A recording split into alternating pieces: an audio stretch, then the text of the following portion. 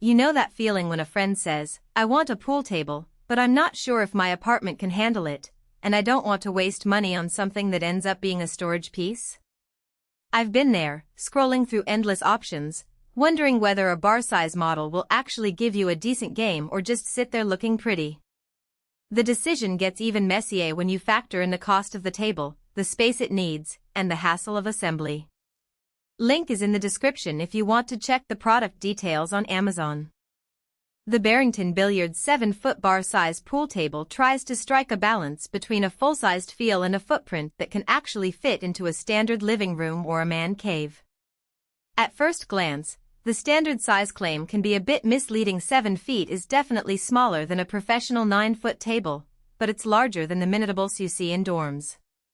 That middle ground is where most casual players live, and that's the sweet spot the Barrington team is aiming for.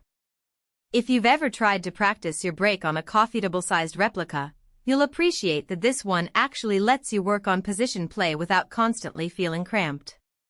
So who should consider this table? If you're a weekend warrior who enjoys a quick game after work, someone who wants to host friendly matches without turning the whole room into a dedicated game room, or a family that wants a fun activity that can double as a coffee table when not in use, the Barrington 7-foot model fits nicely. Its sturdy leg design does more than just hold up the slate. It gives the whole thing a solid, stable feel that reduces wobble when you're hitting those heavier break shots.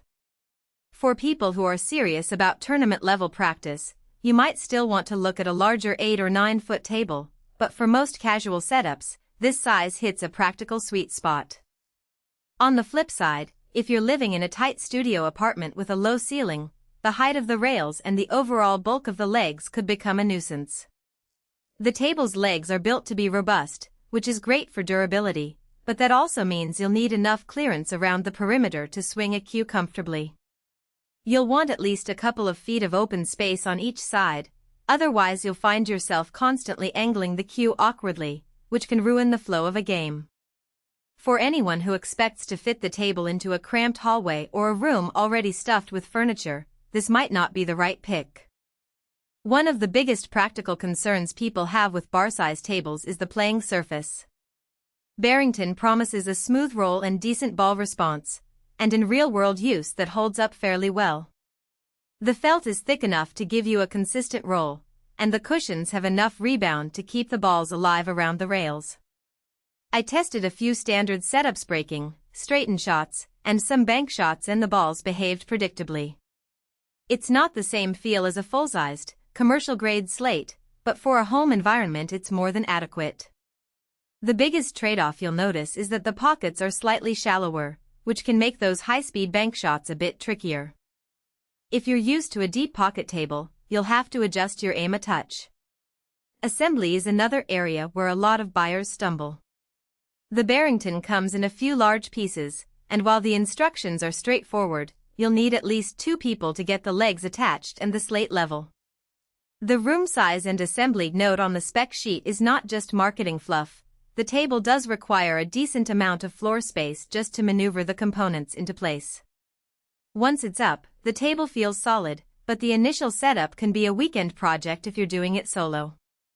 For anyone who isn't comfortable with a bit of DIY, hiring a local handyman might be worth the extra cost to avoid a wonky surface. Now, let's talk about value. At its price point, the Barrington 7-foot table offers a respectable entry into the home billiards world. You get a full set of balls and cue sticks in the box, which removes the need to shop separately for accessories, a common hidden cost with many other brands. The craftsmanship of the frame and legs feels solid, and the table has held up after a few months of regular play without any squeaks or shifting. The real value comes from the fact that you can actually use the table for decent practice without feeling like you've bought a decorative piece that never gets touched. In the long run, the ability to host a quick game while watching a sports event or to let the kids have a structured activity adds intangible worth that's hard to quantify. However, there are some practical downsides worth noting before you pull the trigger. The felt, while smooth, is not the premium PlayPro material you'd find on higher-end models, so it